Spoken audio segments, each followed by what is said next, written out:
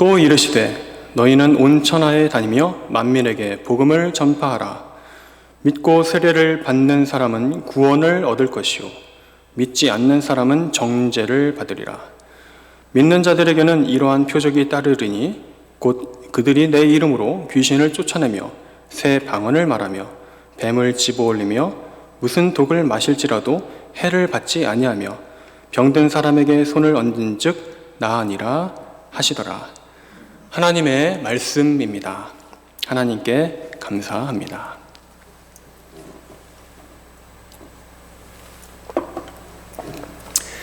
네, 오늘은 복되고 기쁜 부활 주일입니다. 매주의 우리의 주일이 주님의 날로서 부활을 기뻐하는 날이지만 특별히 1년에 한 번인 오늘은 이 주일은 주님의 부활을 다시금 기념하고 또 즐거워하는 그런 날로 모입니다. 네, 오늘까지는 이제 오후 예배가 여러분 각 처소에서 이렇게 드리게 되지만 다음 주부터는 이제 오후 예배를 함께 모이게 되기 때문에 지금 이 시간은 좀 약간 좀 허전하지만 그래도 앞으로 이 오후 예배 그리고 매주 모이는 이 부활의 기쁨을 나누는 이런 주일 예배들이 여러분 우리에게 모두 풍성하게 될 줄로 믿습니다. 사람은 반드시 죽게 되어 있습니다. 그것은 성경의 진리에 따라 그렇게 우리가 알고 있습니다. 성경에 따르면 인간의 그 죽음이라는 것은 아담의 범죄를 통해서 이 세상에 들어오게 된 것이죠. 그래서 인간은 영적으로나 육체적으로나 완전한 죽음에 이르게 됩니다.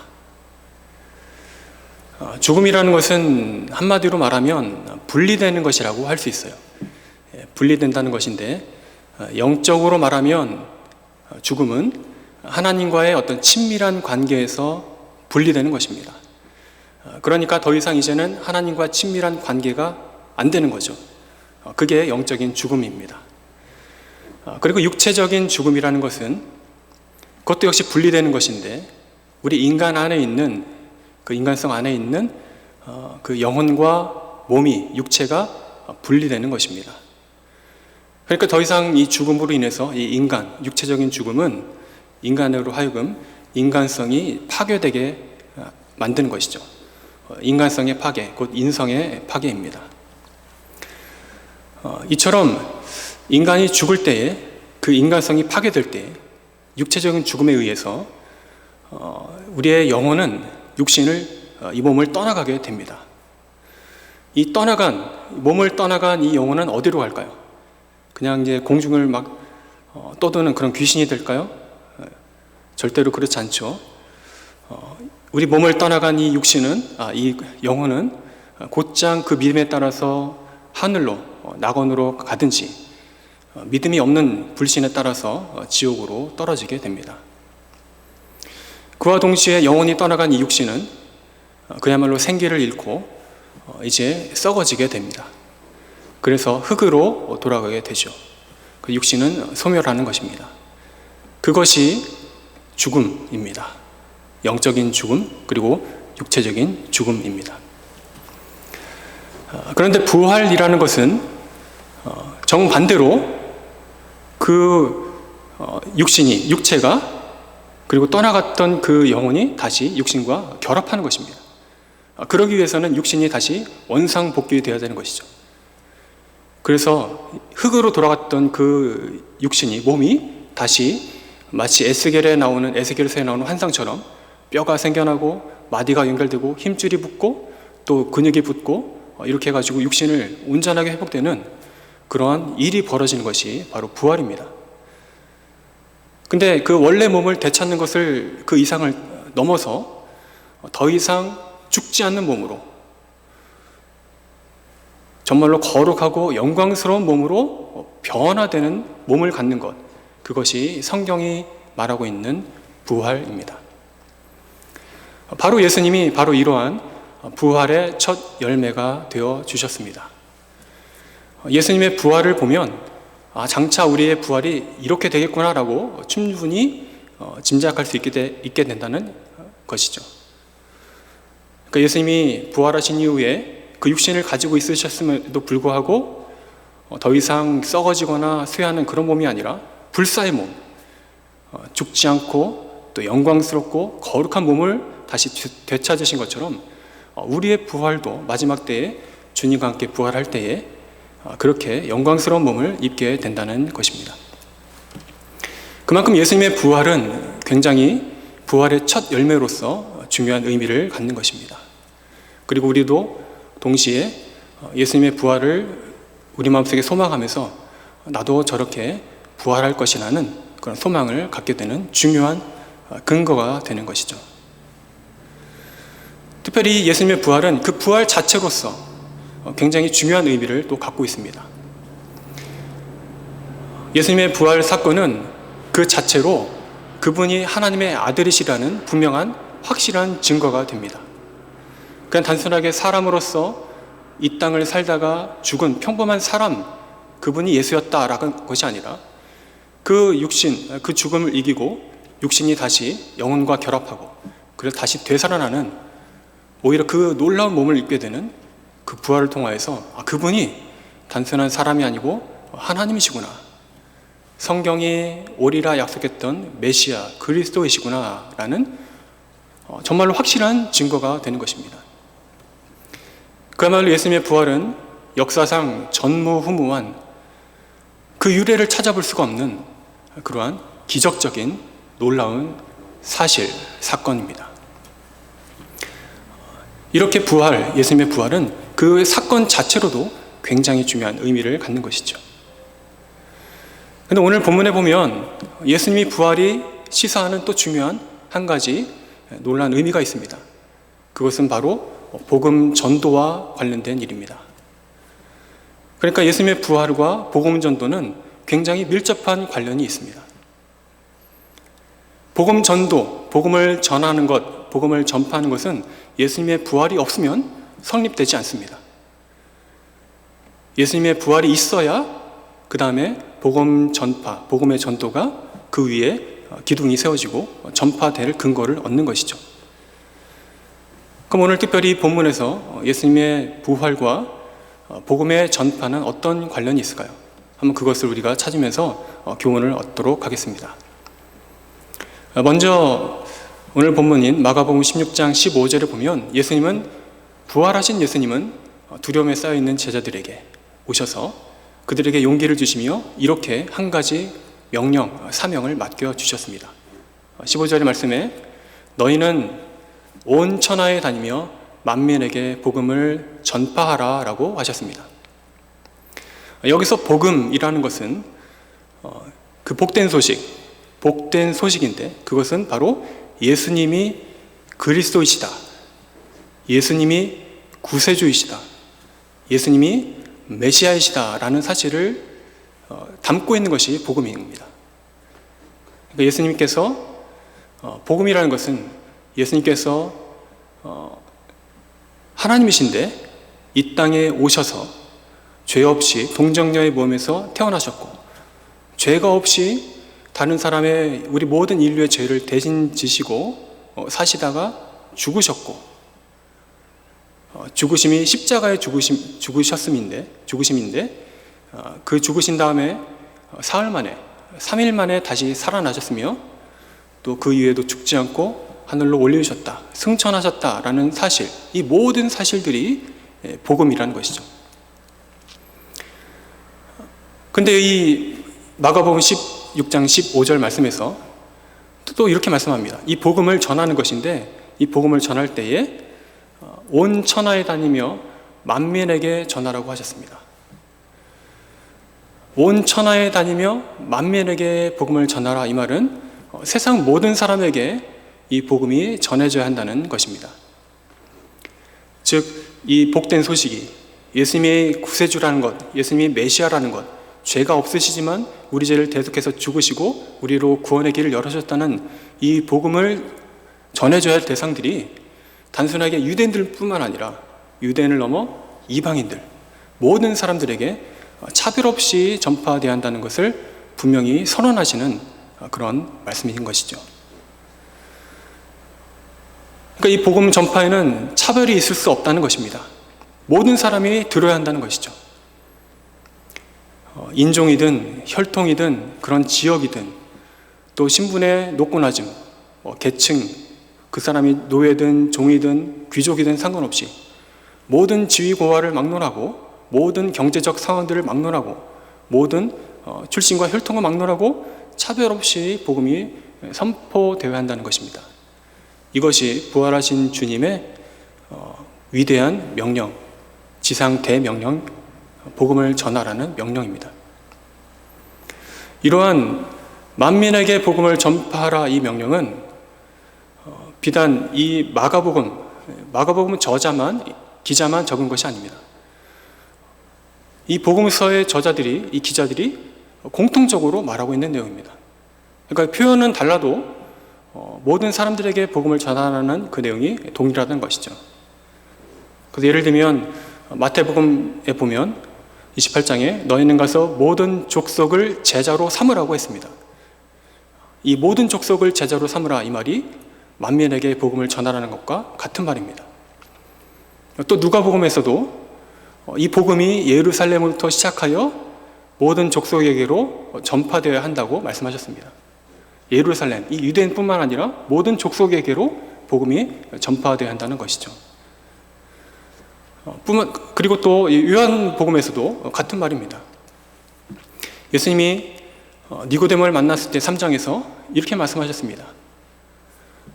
하나님이 아들을 세상에 보내셨다 말씀하셨는데 나중에 제자들 만난 다음에 부활하신 후에 20장에 보면 아버지께서 아들을 보내신 것 같이 아버지께서 나를 보내신 것 같이 나도 너희를 보내노라 하셨습니다. 여기서 세상에 보내노라 라는 말이 빠져 있지만 그 요한복음 3장의 말씀과 연결해서 보면 아버지께서 아들을 세상에 보내신 것처럼 나도 너희를 세상에 보내겠다는 겁니다. 왜 세상에 보내겠습니까? 구원의 소식을 전하는 것, 복음 때문에 보내는 것이죠. 그러니까 이 사복음서 모든 기자들은 하나같이 복음 전파의 사명을 말하고 있습니다. 부활하신 주님이 하신 명령 중에 가장 핵심이 되고 가장 초점이 되는 말씀이 복음을 전하라는 명령, 복음 전파의 사명이라는 것이죠.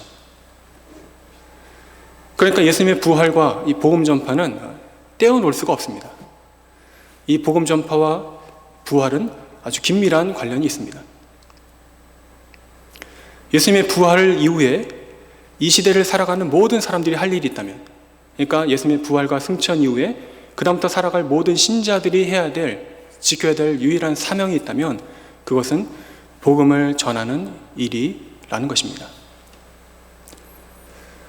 실제로 그 이후에 모든 성경에 나오는 제자들의 삶은 그 삶의 포인트는 모두 복음에 있습니다. 복음을 전하는 것에 있었습니다. 말 그대로 그들은 복음 때문에 살고 복음 때문에 죽습니다.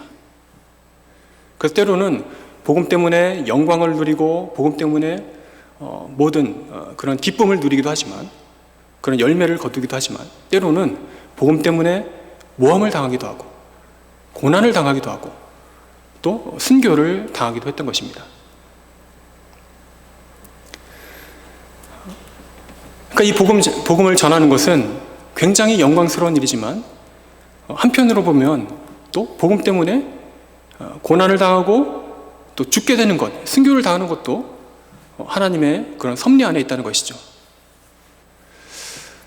하지만 오늘 예수님의 말씀은 그러한 비록 우리가 고난을 당하고 핍박을 당하기도 하고 때로는 죽음의 위협까지도 놓을 수도 있지만 이 복음을 전하는 것 그 자체는 영광이라는 사실을 우리에게 강조해서 보여줍니다. 뒤이어 나오는 마가복음 16장 16절을 보면 이렇게 말씀합니다. 믿고 세례를 받는 사람은 구원을 얻을 것이요 믿지 아니하는 사람은 정죄를 받으리라 이렇게 말씀했습니다. 그러니까 믿는 자는 구원을 받고 믿지 않는 사람은 정죄를 받는 것입니다. 정확히 반으로 나눠집니다. 이 중간지대가 없는 것이죠. 믿으면 구원을 받지만 믿지 않으면 정죄를 당하게 됩니다. 그 일이 어떻게 벌어지냐면 예수님이 직접 가서 하신 것이 아니라 복음 전도자들의, 복음을 전하는 자들의 그 모든 사역을 통해서 이런 일들이 벌어지는 것이죠. 이것은 굉장히 영광스러운 일입니다. 이것은 이전에 예수님께서 요한복음 3장 18절에 하신 말씀과 일맥상통하는 것입니다. 예수님은 그 당시 니고데모와의 대화 가운데서 이렇게 말씀하셨습니다. 그를 믿는 자는 심판을 받지 아니할 것이요 하나님의 독생자의 이름을 믿지 아니하는 자는 그를 믿지 아니함으로 벌써 심판을 받은 것이니라 라고 말씀했습니다. 그러니까 예수님을 믿느냐, 예수님을 믿지 않느냐에 따라서 심판이 있고 심판이 없다는 것입니다. 심판이 있고 심판이 없는 것, 곧 영생이 있다는 것이죠. 그러니까 예수 그리스도를 믿는 그 믿음 안에 정확히 반으로 나눠집니다. 심판을 당하든지 아니면 구원, 곧 영생을 얻든지 이렇게 되는 것이죠. 오늘 본문에 말하고 있는 구원과 정죄가 같은 말입니다. 구원을 얻어서 영생을 얻든지 정죄를 당하여서 심판을 받든지 딱 반으로 나눠집니다. 중간 회색지대가 없는 것이죠. 이런 점에서 복음 전도자들이 누리는 이러한 것은 그러한 사명은 굉장히 영광스러운 것입니다. 하나님께서만, 하나님 한 분만이 구원을 결정짓고 구원의 길을 내시는데 이 복음 전도자들의 발걸음과 입을 통하여서 하나님이 그들을 도구로 삼아서 실제로 그 구원 사역을 실행하시는 것입니다.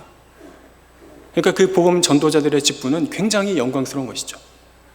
하나님이 그 복음을 통하여서, 복음을 전파하는 그 발걸음과 입술을 통하여서 하나님의 구원 얻을 자들을 불러내시는 것입니다.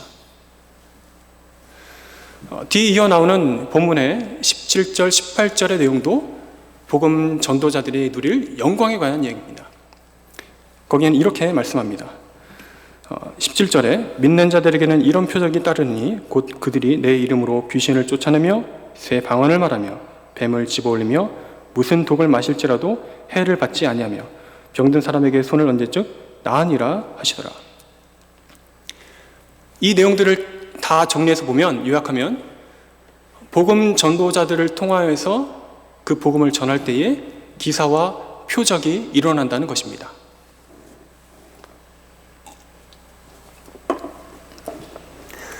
참으로 영광스러운 일 아닙니까?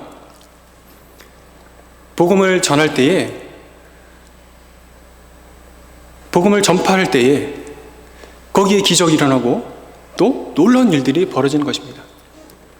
병든 사람이 낫게 되고 귀신이 쫓겨나고 또 뱀을 집었는데 뱀이 물어도 아무 해가 없고 또 새 방언을 말하고 굉장히 놀라운 일들입니다. 이러한 복음 전도자들에게 누릴 영광을 주님께서 말씀해 주셨습니다. 실제로 그 초대교회 당시에 이러한 기사와 표적이 굉장히 많이 일어났습니다.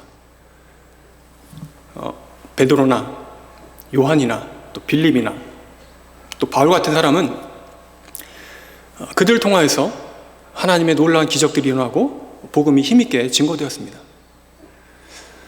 하지만 반면에 우리는 이 점을 생각해 보아야 할 것입니다. 복음을 전한다고 해서, 내가 복음 전도자라고 해서 내가 무조건 기적을 일으킬 수 있는 능력을 동시에 갖는다는 의미는 아닙니다. 여기서 약간 실망하는 분들도 있겠지만 그것이 사실입니다. 복음을 전하는 자들에게 이런 일이 벌어진다고 해서, 예수님이 이렇게 말씀하셨다고 해서 내가 무조건 그렇게 할 수 있다, 기계적으로 이렇게 적용된다, 이건 아니죠. 왜냐하면 우리가 이 성경 말씀과 그 역사들을 좀만 봐도 분명히 알 수 있는 사실이기 때문입니다. 예를 들어서 베드로와 바울 같은 그런 기적을 일으킨 사람들도 있지만 스데반이나 야고보 같은 사람은 기적 한번 일으키지 못하고 그냥 순교를 당합니다. 똑같이 복음을 전했는데 그들에게는 기적이 일어나지 않습니다. 그거는 스데반이나 야고보가 믿음이 약해서 그런 걸까요? 천만의 말씀이죠. 그것은 하나님의 섭리에 따른 것입니다. 더 놀라운 것은 이러한 스데반이나 야고보뿐만 아니라 초대교회 역사를 보면 기적을 일으킨 사람들의 기록보다 순교를 당한 사람들의 수가 훨씬 더 많습니다. 그들 역시 똑같이 복음을 들고 복음대로 살았는데 왜 순교를 당했을까요? 하나님 이렇게 약속하셨는데 왜 그들은 기사와 표적을 일으키지 못했을까요?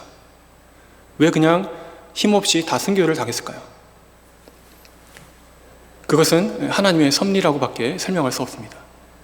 그러니까 중요한 것은 이 성경에 이렇게 기록되어 있다고 해서 기사와 표적을 복음 전도자들이 일으킬 수 있다고 해서 무조건 오늘 이 시대에 내가 똑같이 기적을 일으킬 수 있다라고 적용하면 안 된다는 것입니다.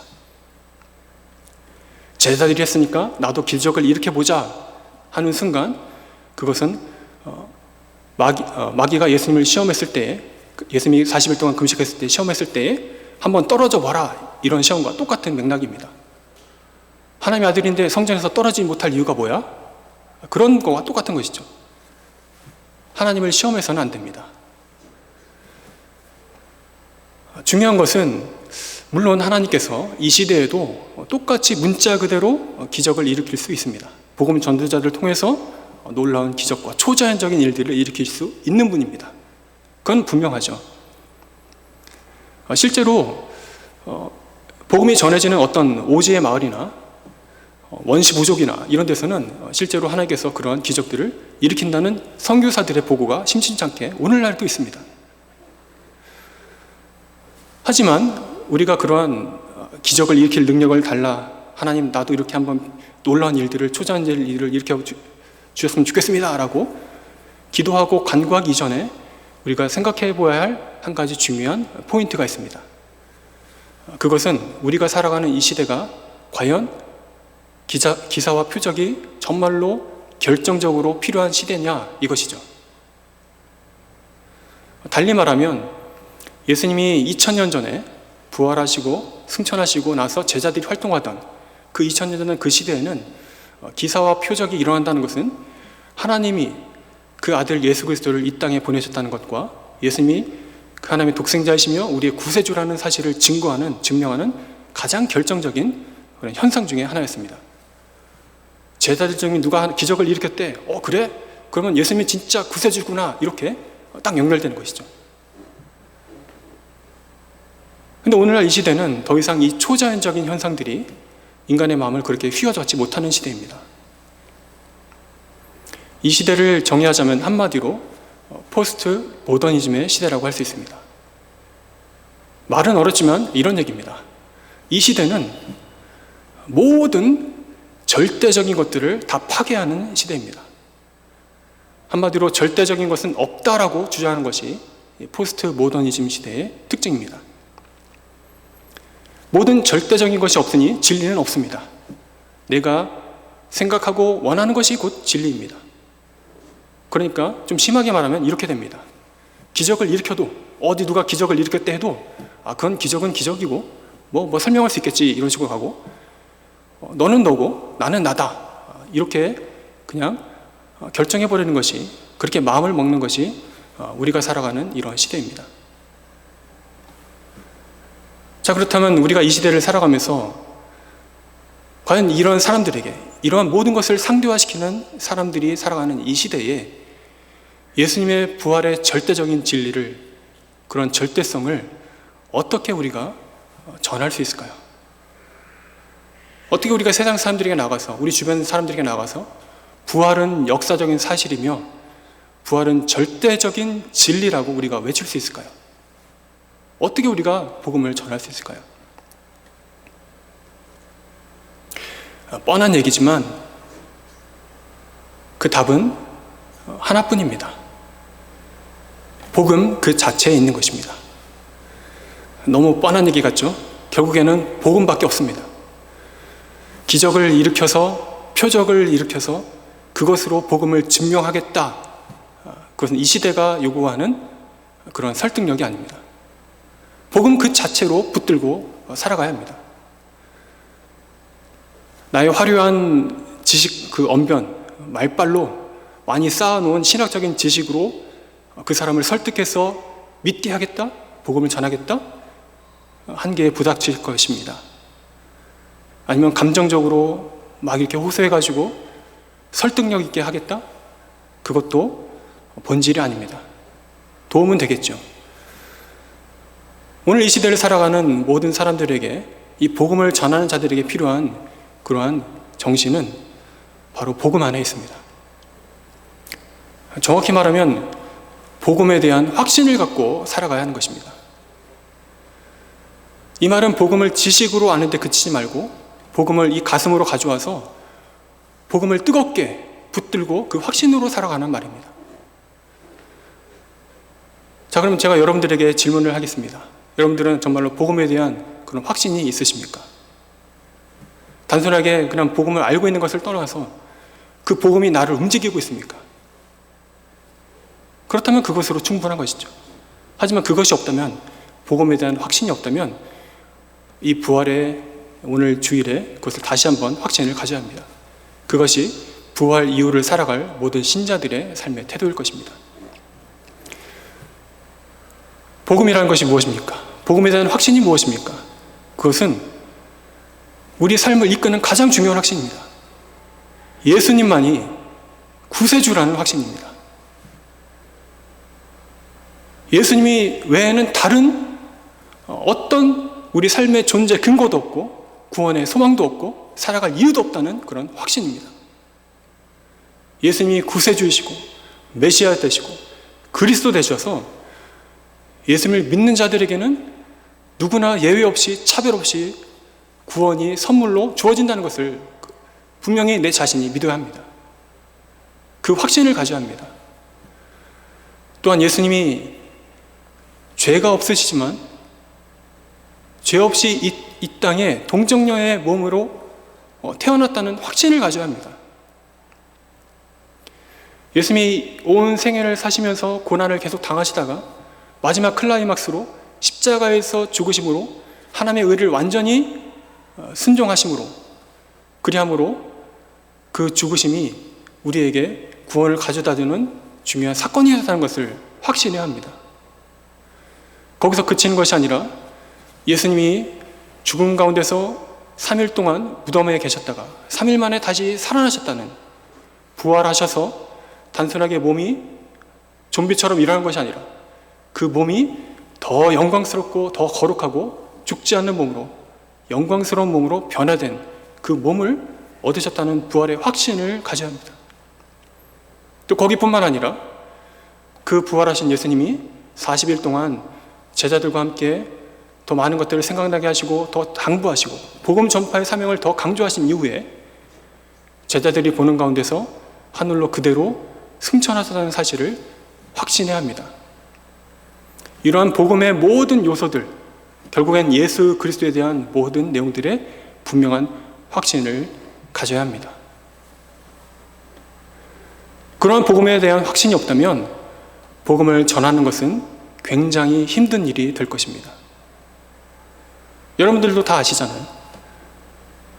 내가 신자임이 부끄럽게 된다면, 내가 신자인 것을 드러내기 힘든 그런 마음의 상태에 있다면 절대로 복음이 전해질 리가 없습니다. 나를 과장해가지고 억지로 나는 복음을 전해야 돼, 이런 것으로 할 필요도 없습니다. 그냥 내 안에, 내 마음속에 뜨거운 마음에 복음에 대한 확신을 붙잡고 살아간다면 그 자체로 그 안에 예수 그리스도의 복음이 역사할 힘이 있는 것입니다. 복음이 전파될 그런 능력이 생겨나는 것이죠. 저는 여러분들에게 이런 복음에 대한 확신을 가지고 이 시대를 살아나가게 되시기를 주님의 이름으로 축복합니다. 내가 그리스도인 것을 숨기며 부끄러워하면서 말 그대로 오늘 말로 하면 샤이 크리스찬이 되는 것이 아니라 내가 그리스도인이라는 사실을 기뻐하고 또 만족하고 즐거워하면서 그렇게 살아가는 그러한 복음에 대한 확신, 신자됨에 대한 그런 정체성과 긍지를 가진 확신, 그것이 있어야 한다는 것입니다. 그래야 복음의 그런 전파가 출발할 수 있는 것이죠. 이처럼 이 복음과 복음을 전하는 것은, 그리고 예수님의 부활은 서로 다 연결되어 있습니다. 복음이 있어야 그 복음에 대한 확신이 있어야 복음을 전할 수 있고, 이 모든 것들이 가능하게 하는 것은 예수 그리스도의 부활 사건이라는 것입니다. 부활에 대한 확신이 있어야 되는 것이죠. 즉 예수님의 부활이 저 남의 얘기가 아니라 예수님의 부활이 곧 나의 부활, 예수님의 죽음이 나의 죽음이듯이 예수님의 부활이 나의 부활이라는 그런 확신이 있어야 복음의 전파가 그 안에서 역사할 수 있게 되는 것이죠. 이러한 부활에 대한, 주님의 부활에 대한 확신과 여러분 각자에 대한 그러한 신앙에 대한 분명한 확신을 가지고, 특히 복음에 대한 확신을 가지고 그렇게 이 세상을 힘있게 살아가게 되기를 그렇게 간절히 원합니다.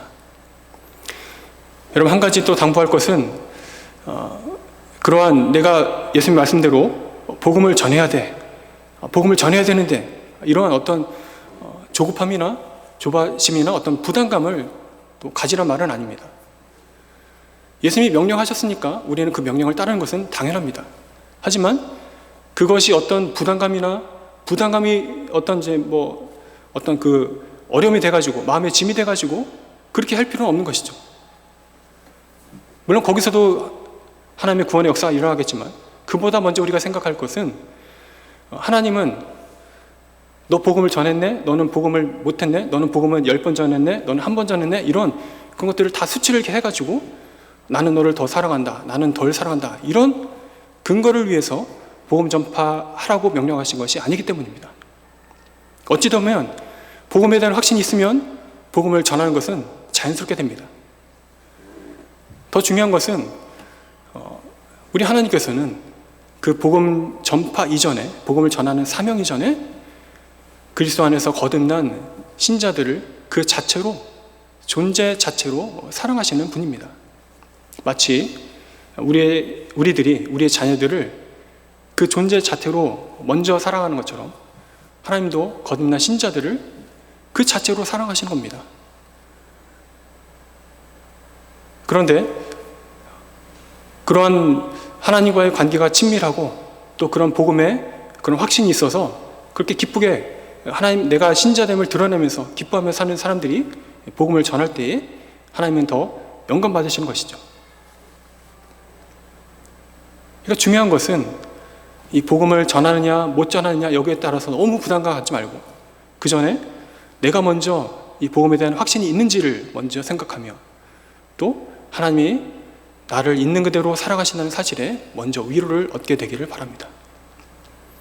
그리고 더 중요한 것은, 더 놀라운 사실은, 이제 우리가 예수님과 함께 죽고 부활하였기 때문에, 거듭난 하나님의 자녀들이 되었기 때문에 성령님께서 우리와 함께 하신다는 사실입니다. 마태복음에도 예수님이 이렇게 말씀하셨습니다. 사람들이 너희를 공회에 가두고 너희를 고난에 빠뜨릴 때 두려워하지 말라. 그리고 그들 앞에 가서 무슨 말을 할지 걱정하지 말라. 성령께서 너희에게 하실 말들을 다 주실 것이다. 그렇게 약속하셨습니다. 오늘 이 시간에도 마찬가지입니다. 우리가 복음을 전하는 것은, 복음을 전파하는 것은 그냥 내가 가지고 있는 것을, 나의 지성과 나의 가지고 있는 한계를 가지고 전하는 것이 아니라 성령님이 전하라고 하시니까 전하는 것입니다. 다른 말로 하면 성령님이 그 마음을 주시면 전하면 되고, 그 마음을 주실 때 나는 못합니다, 그렇게 하지 않으면 되는 것이죠. 성령님께서 그 사람에게 복음을 전할 마음을 주시면 그대로 순종하면 됩니다. 왜냐하면 성령님께서 그 복음을 전할 마음을 우리 입술에, 우리 생각에 주시기 때문입니다. 우리는 단지 그 복음을 전하는 그런 도구에 불과합니다. 우리의 발걸음과 우리 입술을 통해서 그 구원 얻는 대상을 하나님께서 구원 얻도록 이끄시는 것이죠.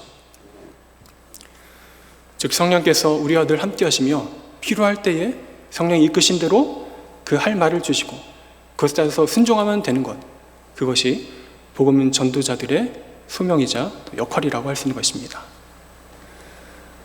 이러한 주님의 말씀과 또 이러한 성경 말씀에 의지하여서 복음에 대한 확신을 분명히 갖고, 또 예수 그리스도께서 그 죽으시고 부활하신 그 사건이 정말 나에게 기쁨과 영광을 주는 그런 삶의 근거와 이유를 주는 놀라운 사실을 믿고 그렇게 날마다 승리하는 삶이 되시기를 바랍니다. 그래서 우리의 삶이 주님이 부활하신 이후에 살아가는 모든 우리의 삶이 복음을 전하는 나의 신자됨을 기뻐하고 억지로 감추지 않고 그렇게 자연스럽게 드러내며 또 때로는 성령 인도하심 따라서 복음을 전하는 그러한 영광스러운 복음 전도자의 삶이 되시기를 간절히 주님의 이름으로 소원합니다.